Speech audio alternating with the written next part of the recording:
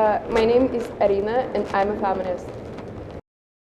I think it might seem easy, but like recently I've read Daria Gavrilova, who's like a feminist activist, and she said that it kind of seems to be okay, but what we're doing is that at the same time we're trying to talk about like such thing as I don't know, the construction of gender, but at the same time we have a lot of men to whom we should explain that you can't just kill your wife, or you can't just hit all the women that you don't like and stuff like that. But it really depends on the region which you live in. Like in Moscow it's not so hard. I mean, there are a lot of like feminist communities and like a lot of open-minded communities in general, but you still meet a lot of people who don't believe that you can succeed and who trying to stop you or to bring you back to the kitchen, to the kids and stuff like that. And of course we don't have like obligatory surgeries. It's like on female genitalia like they do in Caucasus and stuff.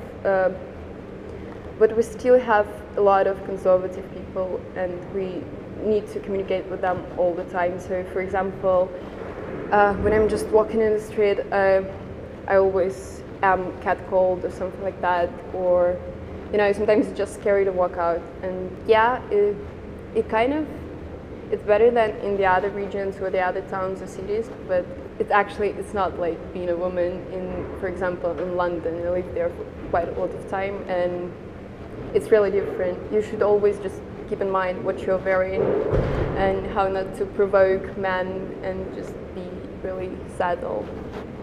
But I think that we're actually doing much better than like 10 years ago. I just thought that, you know, for me feminism is like not really about, it's not about something you should fight for, it's rather the way you live. I mean, I didn't have that point that I realized that, okay, from now I'm gonna start being a feminist, or I didn't like change my mind.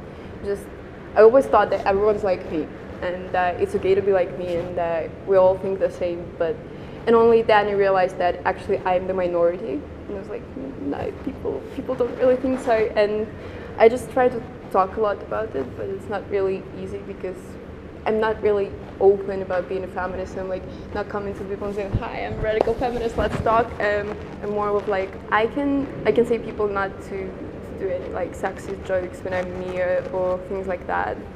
And I'm kind of trying to just make those conversations. And for me, feminism is like just saying that some things are not okay. It's like when you walk in the street and you see like social advertisements saying that like just bear as many children as you can because we need the fighters, we need like someone to defend us. Not really. That doesn't how it works. Yeah, feminism is like not something you believe in, it's like the way you live. And it's not that we should like advertise it, we should just really make the whole situation, the conditions that we live in, the way that it will be clear for people that that's just the way we all should live, something like that. I think that a lot of feminists in Russia are lost in translation because they call themselves rad fem, like radical feminists, but they actually are lesbian separatists. And they created some kind of illusion that all the radical feminists in Moscow like hate men, don't want to communicate with men at all, and that we're all lesbians, and it's like, no.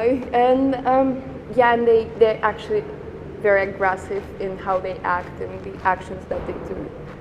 So I think that a lot of people just really got scared, and it wasn't like that maybe 10 years ago, but now when I say that I'm a feminist, people are usually like, so you're like going on the streets naked, like hitting men, like putting yourself in blood and stuff like that, just shouting that we should kill all the men, and you know, just.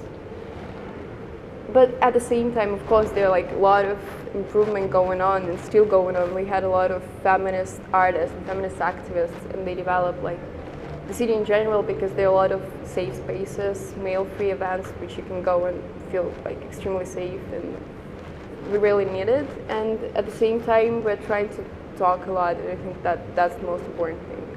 That we're just trying to say that, okay, there's like another point of view.